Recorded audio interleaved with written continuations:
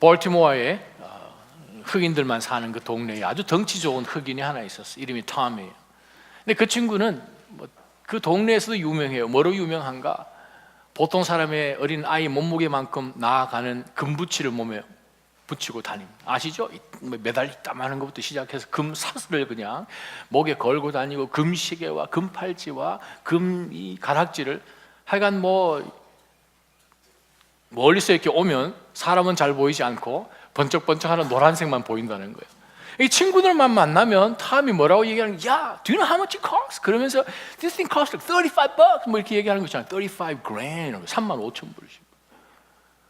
금사슬 굉장한 거니까 this like 17 grand 뭐 이렇게 얘기하면서 친구들 앞에 이게 얼마나 값이 많이 나가는지 자기가 지금 몸에 걸친 것이 이게 지금 웬만한 차 몇 대가 된다고 지금 늘 자랑을 하는데 이 친구 허풍이 좀 세요.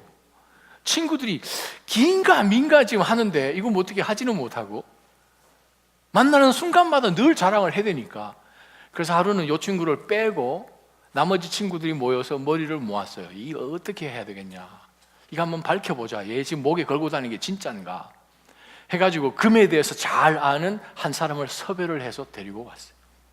데리고 와서 어느 날 그들이 함께 모여있는 자리에서 그 친구를 불러서 오늘 네가 목에 걸치고 있는 이 모든 것들을 한번 얼마나 나가는지 검사를 한번 해보자. 동의하냐 했더니 이 친구가 동의를 한 거예요.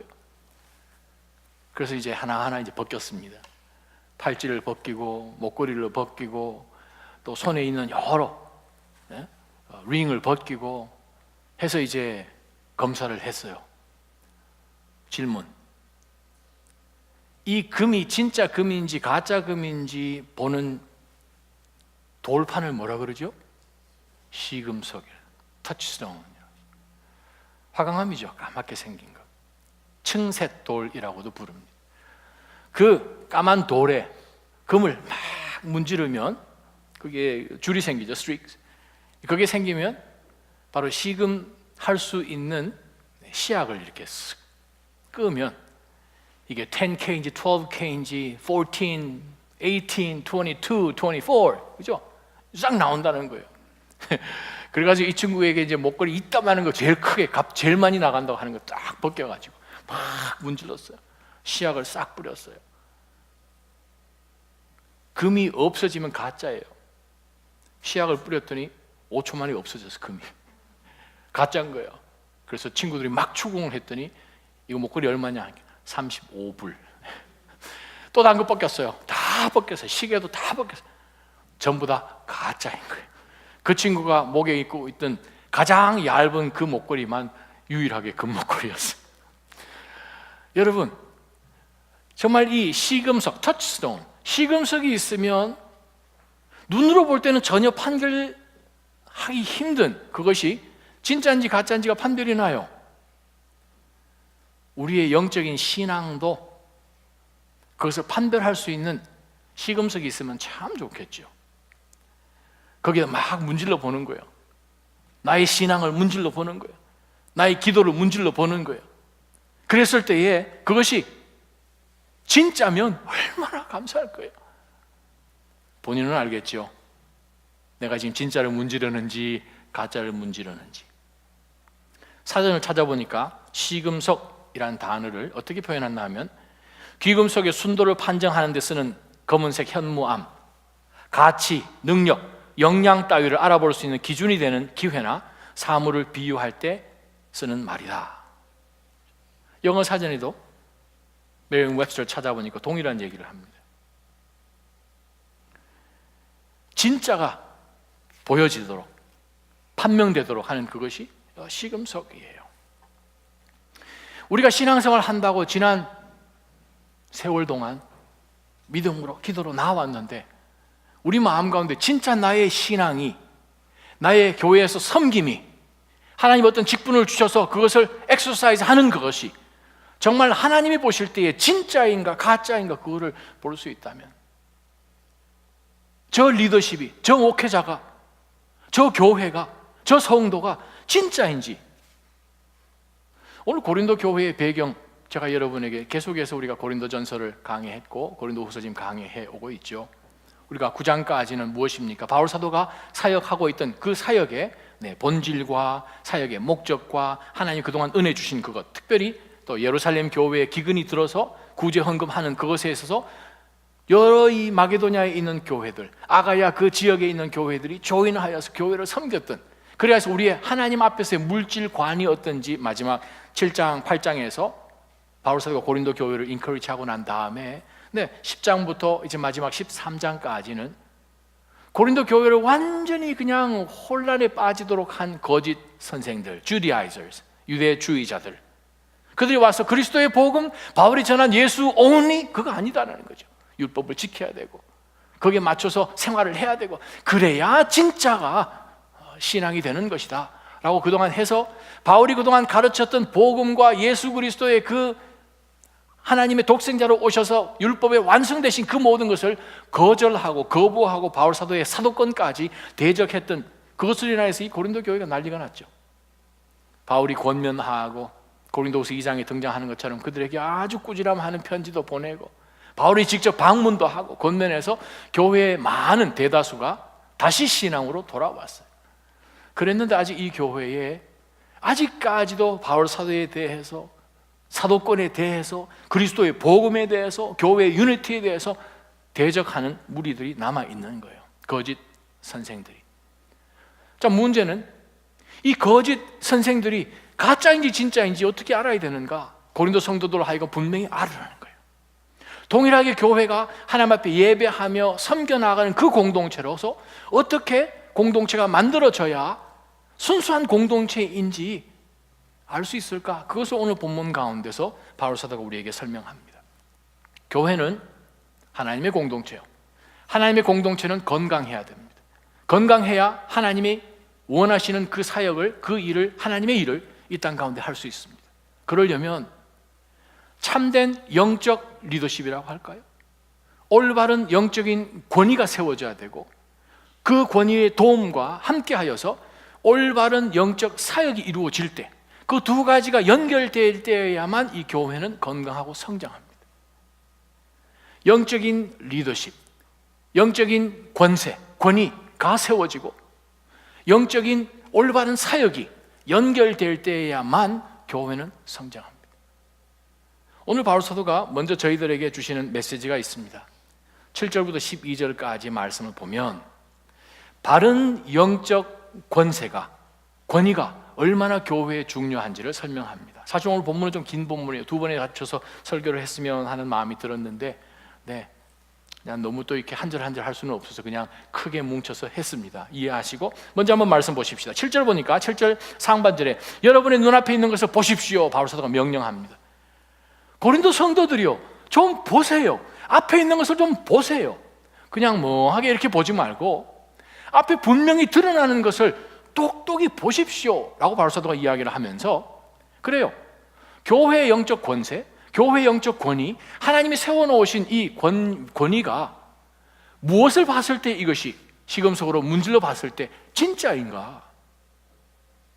바울 사도와 함께하는 선교사들, 고린도 교회 이 멀리까지 와서 또 바울이 에베소로 갈 때에 남겨놓은 바나바를 통하여서 또 인커리지하고 무엇이 진짜 리더십인지를 바울 사도가 이렇게 설명을 합니다. 만일 어떤 사람이 자기 자신이 그리스도께 속한 사람이라고 확신한다면, 이 사람들은 이제 거짓 선생들을 이야기합니다. 그들이 우리는 그리스도께 속했습니다 라고 이제 막 주장을 한다면, 바로 그 사람은 그가 그리스도께 속한 것처럼 바울 사도를 포함한 선교팀들, 사역자들, 사도들, 우리도 또한 그러하다는 것을 꼭 생각하게 하십시오. 우리도 동일하게 그리스도 안에 있음을 그들은 분명히 알아야 됩니다 라고 이야기하면서, 그래요, 바로 이 영적 리더십, 영적 권세, 권위의 두 특징을 설명을 하는데, 첫 번째 특징이 뭔가 하면 그가 그리스도께 속한 것처럼 우리도 또한 그러하다는 것을 생각하십시오. 자, 보세요. 만일, 자, 원문에는 우리가 아니고 내가입니다. 바울 사도를 가르칩니다. 만일 내가 우리의 이 사도적인 권세를 좀 지나치게 여러분 앞에 자랑을 한다 해도 그것은 여러분을 파멸시키기 위해서가 아니라 여러분을 세워주기 위해 주께서 우리에게 주신 것이므로 우리는 부끄럽지 않을 것입니다. 영적 리더십, 영적 권위, 영적 권세가 하나님이 보실 때에 올바로 서 있는 것 어떻게 아는가? 거짓 선생들은 자신을 높입니다. 자기의 유익을 추구하지요. 올바른 하나님이 보시는, 바울 사도를 통해서 고린도 교회에 보여주셨던 올바른 영적인 권세는 무엇입니까? 교회를 세우는 거예요. 사람을 세우는 것이 아니라 성도들을 세워주는 거예요. 성도들을 이퀄 해주는 거죠. 하나님의 선한 모든 일들 가운데 나아갈 수 있도록 그들을 무장시켜주는 그것에 초점을 두는 것이 바울 사도가 이야기하는 영적 리더십, 영적 권세의 제일 첫 번째 표식이라는 거예요. 바울 사도와 그 선교팀들을 시금석에 문질렀어요. 주리아이저스, 거짓 유대주의자들을 문질러 봤어요. 시약이 무엇입니까? 누구를 세우는가 쭉 뿌려봤더니 거짓 선생들은 자신들을 막 세우고 있는 거예요. 근데 올바른 리더십은 하나님의 백성들, 교회들을 세우고 있다는 것을 우리가 말씀 가운데서 봅니다. 고린도 교회에서 아마 바울 사도에 대한 그러한 불평과 비난이 있었던 것 같아요. 바울 사도 너무 권위적이다. 우리를 이렇게 완전히 이렇게 하는가? 바울이 이야기합니다.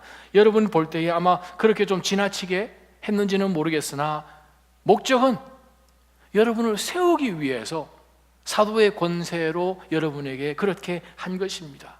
근데 문제는 그 권세는 하나님이 그리스도께서 우리에게 주셔서 우리가 그것을 한 것이기 때문에, 여러분을 세우려고 한 것이기 때문에 우리는 부끄럽지 않습니다. 9절입니다. 나는 편지로 여러분을 두렵게 하려는 것처럼 보이고 싶지 않습니다. 이미 10장 1절 2절에 나왔습니다. 제가 여러분을 만났을 때에 바로 이 악한 거짓 선생들에게 강경하게 대했던 것처럼 여러분에게 강경하게 대하지 않았으면 좋겠습니다. 교회를 위해서 섬기고 교회를 세우고 성도를 하나님 앞에서 아름답게 이퀄해 나가는 바로 그 리더십이 올바른 리더십인 거예요. 만약에 정말 하나님의 교회들이 이 땅 가운데 주님의 피값으로 사신 교회들이 있는데, 만약 어느 한 사람을 세워 나간다면, 또 그 공동체 안에서 한 사람이 높임을 받는다면, 그것은 건강한 하나님의 권위가 사용되는 것이 아니라는 거죠. 자, 두 번째 말씀 보세요. 10절에 보면 어떤 사람들은 이렇게 말합니다. 자, 바울에 대해서 두 번째 아주 크리티시즘이 있습니다. 바울은 위선자라는 거예요. 왜 그런가 하면 바울의 편지들은 무게가 있고 힘이 있으나 직접 대해보면 약하고 말도 시원치 않다라고 이야기합니다. AD 2세기에 교회 한 장로님이 쓴 글이 지금 저희들 가운데 있는데, 소아시아 교회의 장로가 쓴 글을 보면 바울의 체구는 작았다고 합니다. 바울이 대머리예요. 다리는 O자형이에요. 근데 아주 당당했다고 해요. 눈썹은 붙었답니다. 코는 매부리 코요. 상상 한번 해보세요. 뭐 볼품 없어 보이죠? 볼품 없어 보여요. 거기에 반해서 유대주의자들, 이 사람들은 웅변 실력이며 말 솜씨며 이 모든 것이 아주 뛰어났어요. 겉으로 보니까 이 사람들에게 굉장한 권세가 있는 것 같아요. 문질러 봅니다. 한번 문질러 봅니다. 그래서 그들이 바울 사도에게 대적하기를, 편지글은 굉장한데 직접 만나보면 별로라는 거죠.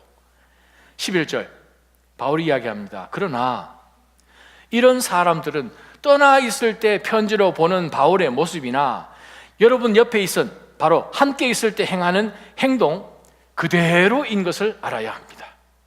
그리고 두 번째, 우리가 올바른 하나님 앞에서의 세워져 있는 그 영적 리더십, 영적 권세, 교회에 반드시 있어야 되는 영적인 authority, 바로 그것은 무엇인가? 어떤 장소와 상관없이, 시간과 상관없이 항상 여일해야 된다는 거예요. 무슨 뜻입니까? 변하지 않는 거예요. 그리스도로부터 받은 그 콜링, 그것이 분명하여서 하나님이 언제 만나시더라도 보시더라도 처음 하나님의 그 첫사랑을 느꼈던 그때와 부르심을 받아서 하나님 앞에 헌신하고 나갔던 그 끝모습, 그 중간 모든 과정 가운데서 여일해야 되는 것이 올바른 영적 리더십이라는 거죠. 그것을 우리 신앙으로 한번 생각해 보십시다. 겉으로는 우리가 굉장한 부자인 것처럼 생각을 하는데 소아시아 교회에서 예수님 뭐라고 하십니까? 너는 부자라고 하나 너는 실상은 가난하다. 다 알고 보는 것 같은데 예수님 말씀하십니다. 너는 봉사라. 근데 또 어떤 교회는 우리는 너무 가난합니다 했더니 예수님 너희는 부유하다. 무슨 뜻입니까? 겉으로 보는 것으로 우리가 판단을 할 것이 아니라 그것을 see through 하는 것이 중요하죠. 무엇을 보셔야 합니까? 우리의 신앙은 여일해야 돼요. 교회의 영적 권위는 여일해야 되는 거예요. 우리의 신앙의 권세는 여일해야 되는 거예요. 왜? 사단은 여일하게 우리를 공격하거든요. 우는 사자와 같이 개들은 잠도 없어요. 피곤해하지도 않아요. 우리로 하여금 하루의 모든 일과 가운데서 언제 우리의 패턴이 약해지고 연해지고 하는 그거를 사탄은 다 알고 어떻게 해서든 우리를 넘어뜨리려고 하는 공격 가운데서 우리가 노출되어 있습니다. 어떻게 우리가 준비해야 됩니까? 정말 우리는 그리스도 앞에서 신앙이 흐트러지지 않고 여일한 신앙이에요. 우리는 겉모습을 보죠. 사무엘이 이스라엘의 두 번째 왕을 찾아서 기름 부으러 갔을 때 다윗 집에 갔더니 형제간이 그냥 멋들어지게 생긴 아들들이 7이나 있는 거예요. 첫 번째 기름 부으려 했더니 하나님 아니다. 두 번째 아니다. 끝까지 아니다. 그러시면서 하나님 하신 말씀이 무엇입니까? 사무엘상 16장 7절이요. 내가 보는 것은 사람이 보는 것과 다르다. 사람은 겉모습을 보지만 여호와는 마음의 중심을 보신다는 거예요. 그래요. 저와 여러분, 하나님께서 정말 우리 신앙이 진짜인지, 하나님 우리 가운데 주신 그 은혜와 첫사랑을 잊어버리지 않고 여일하게 우리가 잘 아는, 나를 너무나 잘 아는, 어려서부터 같이 신앙생활을 했던 그분이 옆에 앉아있든, 생전 처음 만난 사람하고 함께 옆에 앉아있던 우리의 신앙은 거기에 맞춰서 움직이는 것이 아니라 여일해야 되는 거예요. 18금은 집에 가도 18금이고 바깥에 나가도 18금이에요. 때로는 우리가 신앙생활 가운데 고난을 지납니다. 욥기 말씀처럼 우리가 고난을 지나가요. 그러나 그 고난이 무슨 고난입니까? 우리를 더 정금처럼 나오도록 하는, purifying 하는 바로 그 프로세스죠. 그 고난 가운데서 하나님의 그 용광로 같은 그 고난을 우리에게 허락하시지만 동일하게 하나님께서는 우리 곁에 오셔서 그것을 견뎌낼 수 있도록 함께 해주시는 분이 우리 예수 그리스도십니다. 그분이 우리 곁에 계셔서 힘을 주시면서 그것을 지나가게 하십니다. Stand under 하게 하십니다. 그렇게 하면 나오면 뭐가 됩니까? 뭐처럼 나오리라? 정금처럼 나오리라. 무엇을 보면요? 속을 봐야 된다는 거죠. 그렇습니다. 교회는 어떻게 성장합니까? 어떤 교회가 건강합니까? 바로 세워져 있는 영적 권위, 영적 권세와 바로 세워져 있는 영적인 섬김, 사역, 그 두 가지가 합쳐질 때 하나님의 교회는 성숙해지고 성장하게 됩니다. 사랑하는 나자임 성도 여러분, 오늘 바울 사도가 고린도 교회에게 주신 메시지가 그거예요. 겉모습으로 인하여서 우리가 이 정도 하면 이건 신앙하는 거겠지. 그러나 우리의 속 마음을 보시는 이는 하나님이십니다. 겉으로 우리를 보면서 impressed 되지 않으십니다. 왜? 아시니까. 두 번째 말씀입니다. 그래요. 교회는 바른 영적 권위가 있어야 되죠. 바른 권세가 세워져야 됩니다. 바로 그 바른 하나님께서 허락해 주신 그 권세의 도움, 힘을 함께 받아서 바른 영적 사역으로 하나님 앞에 섬겨질 때에 그 교회는 건강하고 많은 성령의 열매들을 맺을 수밖에 없습니다. 그래요. 사역은 어떤 사역이 건강할까요? 저와 여러분이 섬기는 그 사역을 만약 영적인 시금석이 있어서 하나님 앞에서 우리를 문지르실 때, 우리의 사역을 문지르실 때 그것이 진짜로 판정이 참 되면 얼마나 좋겠어요. 그럼 무엇을 보면 고린도 교회가 이렇게 열심히 하고 낮아짐 교회가 이제 2년 10개월 8개월인가요? 2년 8개월 내년 4월이면 이제 3주년 개척 3주년이 되는데 문질러 보시자는 거죠. 저와 여러분 지금 섬기고 있는 것을 문질러 보자는 거예요. 그랬을 때 하나님 보실 때 와 하시는 것이 무엇일까? 12절 한번 보세요. 우리는 자화자찬하는 사람의 아류가 되거나 그런 사람들과 비교하려 하지 않습니다. 그들은 자기들끼리 재고 자기들끼리 비교하니 지혜롭지 못합니다. 그러나 우리는 정도 이상으로 자랑하지 않고 오직 하나님께서 정해주신 분량의 범위 안에서 자랑하려고 합니다. 우리의 자랑은 곧 우리가 여러분에게까지 다다른 정도입니다. 우리는 여러분에게 가지 못할 사람들로서 스스로 과신해 나아갔던 것이 아닙니다. 우리는 그리스도의 복음 안에서 여러분에게까지 갔던 것입니다 라고 바울사도가 이야기합니다. 자, 바울사도가 이야기하는 것은 지금 고린도 교회를 혼란 가운데 빠뜨리고 바른 신앙 가운데서 떨어져 나와서 이단의 사상 가운데서 거짓된 복음과 전혀 상관이 없는 육신에 충신하고 자신의 배에 충실한 그러한 믿음이라고 부르는 그것에 따라 나아감으로 인해서 교회가 온통 혼잡 가운데 빠졌습니다. 근데 바울 사도가 12절부터 14절까지 우리에게 다시 한번 제시하시는 그래요. 교회의 바른 사역은 무엇인가를 봅니다. 교회의 바른 사역은요, 내가 원해서 내가 좋아해서 하는 사역이 아니라 하나님이 부탁하시는 사역을 할 때 그 사역은 바른 사역이에요. 바울 자기가 원해서 고린도 간 것 아닙니다. 고린도가 원해서 간 것도 아니에요. 하나님께서 인도해 주셔서 거기까지 다다르게 하신 거예요. 그러다 보니 바울 사도가 자랑할 게 없습니다. 왜? 자기가 이니시에이트 한 것이 아니기 때문입니다. 교회의 사역은 내가 원해서 하는 그것만 하는 가운데서는 문질러 보면 색깔이 fade away 한다는 거예요. 온전한 영적인 사역은 무엇입니까? 하나님이 보실 때에 하나님이 원하시는 그 사역, 하나님이 내가 원해서 하는 그 사역이 아니라 하나님이 원하시는 사역이요. 그러다 보니까 12절에 무슨 문제가 있습니까? 내가 원하는 사역을 하면 비교의식이 생겨요. 우리가 남아있는 인생을 가장 빠르게 가장 의미 없이 보내는 방법이 뭔 줄 아십니까? 남들과 비교하시면 됩니다. 남들과 비교하는 순간 월요일부터 토요일까지는 1초만이 지나가듯이 우리 남은 인생도 그렇게 빨리 지나갈 거예요. 사단은 어떻게 해서든 우리를 남과 비교하게 합니다. 그러다 보면 어떨 때는 우월감도 생기고 어떨 때는 축소도 되고. 근데 바울 사도가 이야기합니다. 노. 사역이란 것은 무엇입니까? 남과 비교할 수도 있는 사역이 아니에요. 13절에 보니까 바울 사도는 이 사역은 하나님께서 정해 주신 분량의 범위 내에서 우리는 하다 보니까 고린도까지 왔네요, 그겁니다. 아멘. 하나님께서 불러주시고 보내주시고 공급하시고 모든 상황 가운데 함께 주신 그것 동행하면서 따라갔더니 이 순간에 하나님이 고린도까지 와서 여러분에게 복음을 전해서 이 험악한 고린도에 살던 모든 헬라 사람들도 고린도라고 생각하면 코린티아나이즈, 고개를 흔드는, 오죽에 쓰면 고린도화하다란 동사가 생길 만큼 홍등가로 가다란 뜻이잖아요.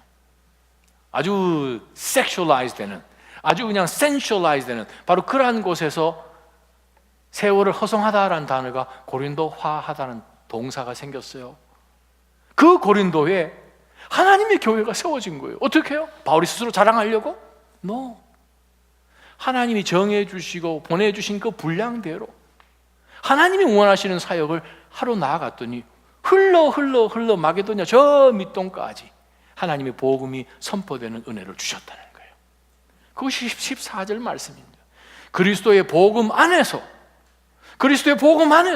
여러분까지 갔던 것입니다. 여러분, 우리가 이니시에이트하고 우리가 원하는 사역을 하게 되면 하나님이 원하는 그 자리에 도달을 못해요. 체급이 틀리시니까. 근데 하나님께서 원하시는 사역에 하나님께서 공급해 주시는 그 은혜에 온전히 우리가 디펜드해서 나아가게 되면 여러분이 생각하실 때 그 먼 여러분의 고린도까지 여러분께서 복음을 들고 나아가시는 그러한 은혜에 동참하리라 믿습니다. 그것이 여러분 삶 가운데 이루어지기를. 마태복음 28장 19절 20절에 주님께서 승천하시기 바로 직전에 우리에게 주신 땅 끝까지 이르러 내 증인이 되라 라고 말씀하신 그것, 바로 그 사역을 감당하는 저와 여러분 되셨으면 좋겠습니다. 15절 보세요. 15절에서 17절 보게 되면 바울 사도가 교회에 반드시 아름답게 세워져야 되는 영적인 사역의 첫 번째 특징은 그렇죠, 하나님께서 원하시는 것을 감당하는, 하나님이 원하시는 그 자리에서 섬기는 것이 아름다운 모습이라면 15절 봅니다. 또한 우리는 다른 사람의 수고를 가지고 분량 밖의 자랑을 하는 것이 아닙니다. 다만 우리가 바라는 것은 여러분의 믿음이 자라남으로 우리의 활동 영역이 여러분 가운데서 크게 확대되는 것입니다. 그래서 결국 여러분의 지역 너머까지 복음을 전파하기 위한 것이지 다른 사람의 영역에 이미 마련된 것들을 가지고 자랑하기 위한 것이 아닙니다. 17절. 그래서 바로 사도 결론적으로 두 번째, 하나님께서 교회에게 꼭 보기를, 공동체에 꼭 발견하기를 원하시는 영적인 사역의 두 번째 특징을 이렇게 결론 짓습니다. 자랑하는 사람은 주 안에서 자랑하도록 하십시오. 사역은 나의 영광을 구하는 것이 아니라 하나님의 영광을 구하는 것입니다. 하나님의 영광을 구하는 사역은 문지르면 정금이에요. 나의 영광을 구하는 그 사역을 문지르면 바로 fade away 한다는 거예요. 바울이 분명하게 우리에게 얘기합니다. 우리는 다른 사람의 수고 가지고 분량 밖의 자랑을 하는 것이 아니에요. 다만 우리가 여러분에게 바라는 것은 무엇입니까? 자, 15절을 헬라 원문에 좀 더 가깝게 읽어보겠습니다. 우리가 바라는 것은 여러분의 믿음의 자람으로 인하여서 우리가 expand 되기를 원합니다. 무슨 뜻입니까? 우리도 여러분에게 은혜를 좀 받기를 원합니다. 저희들을 좀 도와주십시오. 여러분이 복음을 통해서 여러분이 쑥쑥 자랐죠? 그러다 보니까 그것을 바라보는 가운데 여러분의 성장으로 인하여서 우리가 수동태로 되어 있습니다. 우리가 enlarged 되기를 원합니다. 그렇게 이야기합니다. 무슨 뜻입니까?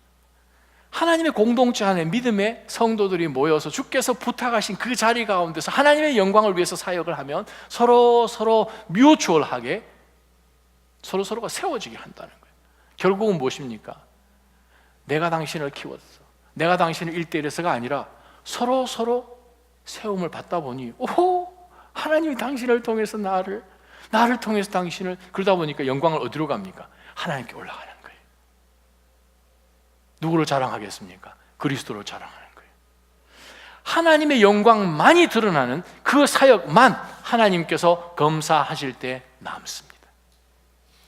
고린도전서 2장 3장에 보게 되면 하나님께서 불로 우리가 이 땅 살아가는 가운데서 하나님이 원하시는 집을, 우리 모두는 집 짓는 사람이라고 분명히 이야기합니다. 우리 모두 집을 지어요. 그리스도의 터 위에 우리는 집을 짓습니다. 우리 인생의 집을 지어요. 하나님 우리에게 필요한 모든 도구들을 다 주셨어요. 재료들을 다 허락하셨어요. 어떤 사람은 집으로 짓고 나무로 짓고 돌로 짓고 뭐 값비싼 것으로 짓고 하겠죠. 힘을 다해서 아름다운 모습으로 나가는 것은 값비싼 것이겠죠. 여러분 돼지 삼형제 동화 아시죠? 늑대가 오는데 돼지 삼형제가 막 도망가는데 여러분 기억 안 나십니까? 그 어려운 이야기를 설명해 드릴게요. 아주 중요한 이야기. 그죠? 아시잖아요. 그냥 귀찮은 거예요. 그랬더니 지프로 제일 첫째는 짓잖아요. 그랬더니 늑대가 와서 뭐합니까? 후 했더니 다 날아가잖아요. 둘째 집으로 막 도망가잖아요. 어느 집이 끝까지 남죠? 네, 우리 12월 31일 날 퀴즈 나옵니다. 이거 벽돌로 짓는 집이잖아요. 단단하게 시간이 걸려도. 그러면 하나님이 그것을 검사하십니다. 불로 심판하십니다. 남으면 영광이 있다고 했습니다. 하나님의 보상이 있다고 했습니다. 검사했을 때 다 불타 없어지면, 공력이 다 불타 없어지면 그는 불 가운데 부끄럽게 겨우 구원받는 모습을 3장 14절 분명히 기억하고 있잖아요. 그래요. 저와 여러분은 하나님께서 부탁하신 그 일을 감당하는 사람들이에요. 그럼 우리 삶 가운데 무슨 목적으로 나가야 되는가? 그리스도의 영광이에요. 그리스도를 자랑하는 거예요. 세 번째 말씀 보세요. 마지막 18절 말씀입니다.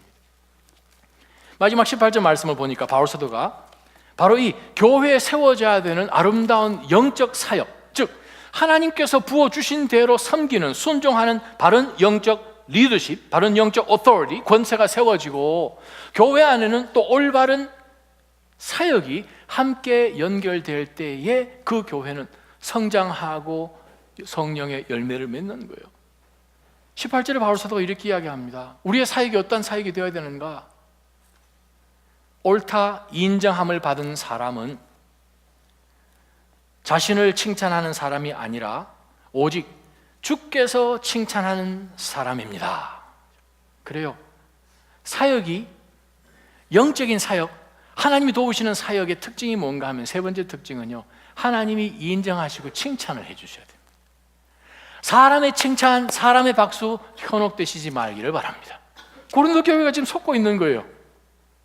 그래서 바울 사도가 분명히 획을 긋는 것은 무엇인가? 옳다 인정함을 받는 사람은 자신을 칭찬하는 사람이 아니라 오직 주께서 칭찬하는 사람입니다. 자, 여러분이 섬기고 계신 사역을 한번 문질러 보세요. 여러분의 마음을 한번 문질러 보세요. 그 사역 가운데서 여러분이 얼마만큼 전심으로 하나님 앞에 나왔는지 한번 문질러 보세요. 하나님이 인정하실까? 하나님이 칭찬하실까? 질문을 던져볼 필요가 있죠. 자, 여기에 등장하는 재미난 단어가 있습니다. 인정한다라는 단어예요. 인정한다. 도키모스란 말이에요. 2000년 전에 저와 여러분이 만약에 유대 지방이나 헬라 시대에 살았다면, 로마 시대 때 살았다면, 네, 집에 밥그릇, 숟가락 뭐 이렇게 사러 이제 어디로 나가, 시장에 나가잖아요. 시장에 이제 도기 파는 데 가겠죠. 밥그릇 파는 데 가겠죠. 파는 데 가서 여러분이 물건을 사서 집에 와서 이렇게 포장을 딱 뜯어보면, 네, 바로 이 국그릇, 밥그릇, 컵 밑에 보면은 델타가 찍혀 있어요. 그 단어는 제일 첫 단어예요. 도키모스라는 그 단어의 첫 단어예요. 그 단어 뜻은 approved라는 뜻이에요. 불에 한번 들어갔다가 나왔습니다. 뜨거운 용광로에 들어갔는데 끄집어 보니까 바깥에 균열이 하나도 생기지 않아서 합격! 도장 찍어준 거예요. 도키모스. 거쳤다는 거죠. 뜨거운 용광로를 거쳤다는 거죠. 고난의 시기를 거쳤다는 거예요. 고난의 시기 가운데서 그가 다 부스러지지 않고 잘 hold fast 했더니, 네, 통과가 된 거예요. 델타 도장 찍어줬어요. 그래서 파는 거예요. 도키모스. 야고보서 1장 12절에 시험을 견디는 사람은 복이 있습니다. 이는 그가 인정을 받은 후에 하나님을 사랑하는 사람들에게 약속된 생명의 면류관을 받을 것이기 때문입니다. 야고보서 1장에 나오는 바로 이 단어도 동일한 단어예요. 그가 인정함을 받은 후에, 도키모스. 그 바로 앞에 있는 말이 무엇입니까? 시험을 견디는 사람. 우리가 사역할 때 제일 힘든 게 뭐예요? 시험이죠. 이 마음이 힘들어지는 거예요. 그러면 사역 가운데 어떻게 됩니까? 문지르다가 마음이 순수하게 하나님께서 원하시는 그 사역, 하나님의 영광을 위해서 나가는 사역, 하나님이 인정하시고 칭찬하는 사역보다는 사람의 말 가운데 우리는 흔들려져요. 어떤 주어진 상황 가운데서 우리 마음이 낙심해요. 그러나 성경은 분명히 이야기합니다. 하나님이 인정하실 때까지 stay firm. 하나님이 인정하시고 칭찬하신 그 순간까지 stand firm 하라는 거예요. 끝까지 견디라는 거예요. 그러면 어떻게 됩니까? 인정하신 후에 하나님께서 그렇게 아름답게 인정하도록 섬겨준 사람들에게 하나님께서 생명의 면류관을 주신다는 거예요. 바울 사도가 영적인 아들 디모데에게 보낸 편지 있죠? 디모데전서, 디모데후서. 디모데후서는 특별히 바울 사도가 순교하기 직전에 그가 마지막으로 쓴 서신서지 않습니까? 디모데후서 2장 15절에 보면, 네, 우리가 금요일마다 저녁에 하는 어와나라는 단어가 나오죠. 어와나 뜻이 뭔 줄 아시죠? Approved workmen are not ashamed. 그 단어의 약자가 어와나예요. 인정된 사람은 수치를 당하지 않는다라는 뜻이에요. 어와나. Approved workmen are not ashamed. 바울 사도가 이야기합니다. 디모데에게 부끄러울 것이 없는 일꾼으로 하나님께 인정받는 사람이 되기를 위해서 힘써라. 저와 여러분 다시 한번 문질러 보십시다. 하나님 앞에 섰을 때에 부끄럽지 않도록 하나님이 인정하시고 하나님이 칭찬하시는 사람이 되게끔 우리가 힘쓰고 있으면 we will stay on. 그러나 만약에 내가 원하고 내가 원하지 않고가 판단 기준이 되고 사람의 applause, 사람의 영광, 그것에 포커스가 되고 사람이 인정하고 칭찬하는 것에 포커스가 되면 하나님께서 approval 못 하십니다. 만약에 여러분 지금 섬김 가운데서 여러분에게 하나님께서 어떠한 리더십을 주셨어요. 영적인 권세 가운데서 하나님이 나를 바로 이 사역을 위해, 바로 이 자리 가운데 부르셨다. 분명한 확신이 듭니다. 정말 하나님이 보시는 것은 내 속 사람인 것을 기억하고, 정말 여러분이 그 사역 가운데서 섬기며 하나님의 영광을 위해서 섬기며 하나님으로부터 칭찬과 하나님으로부터 인정받은 바로 그 날이 반드시 올 것을 기억한다면, 여러분 어떠한 상황이 되었든 어떠한 이야기를 듣든 여러분의 마음 가운데서 섬기는 그것이 빼앗기지 않도록 보호해야 돼요. 이것을 다 잃어버린 교회가 고린도 교회였습니다. 그러나 만약에 여러분께서 오늘 바울 사도가 성령을 통하여서 우리 가운데 주신 이 말씀이 아멘으로 받아져서 여러분께서 하나님이 불러주신 그 자리 가운데서 힘을 다해서 전심으로 섬기면 좋은 소식, 하나님이 여러분과 함께 하십니다. 아멘. 도와주실 것입니다. 하나님이 여러분을 보호해 주실 거예요. 그 가운데서 여러분이 점점 더 아름다운 점검으로 여러분이 계속 업그레이드 될 거예요. 제가 비행기 탈 때마다 영적인 교훈을 깨닫습니다. 그게 뭐예요? 아니, 비행기가 난다는 거예요. 조사를 해보니까 보잉 747, 400, 그게 비행기 자체 무게가 180톤이요. 180톤. 근데 거기에 화물과 사람이 얼마만큼 들어간 건 220톤이요. 도합 400톤입니다. 400톤 비행기는 날라요. 100km도 안 나가는, 저 괜히 몸무게 얘기하면 안 되는데, 100km도 안 나가는 이 몸은 못 날라요. What the heck? 400톤은 나르는데 왜 나는 못 나는 거예요? 똑같은 중력의 지배하에 있는데 걔는 더 못 날아야 되지요. 나보다 수백 배, 수천 배 못 날아야 되지요. 근데 비행기는 날잖아요. 무슨 차이가 있습니까?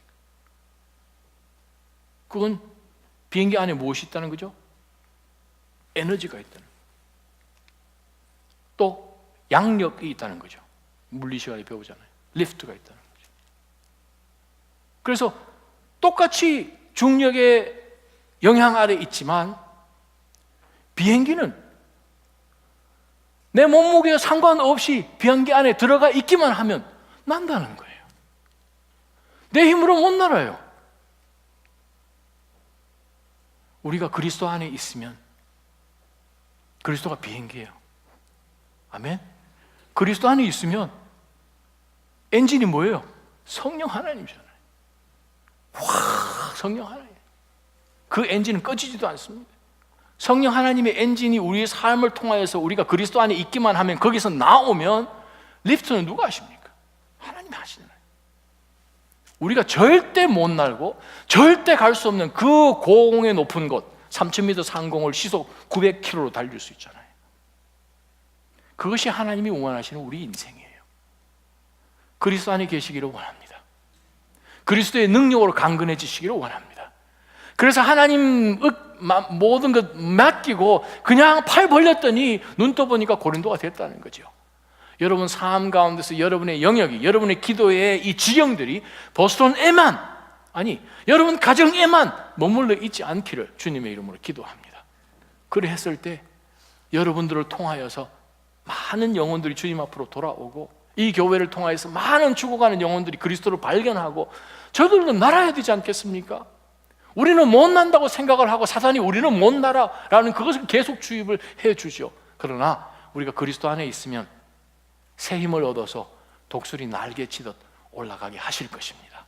바로 그 그리스도 안에서 우리가 함께 능력도 공유하고 섬김도 공유하고 그리스도의 사랑 안에서 아름다운 연합으로 성장하기를 주님의 이름으로 축원합니다. 기도하십시다.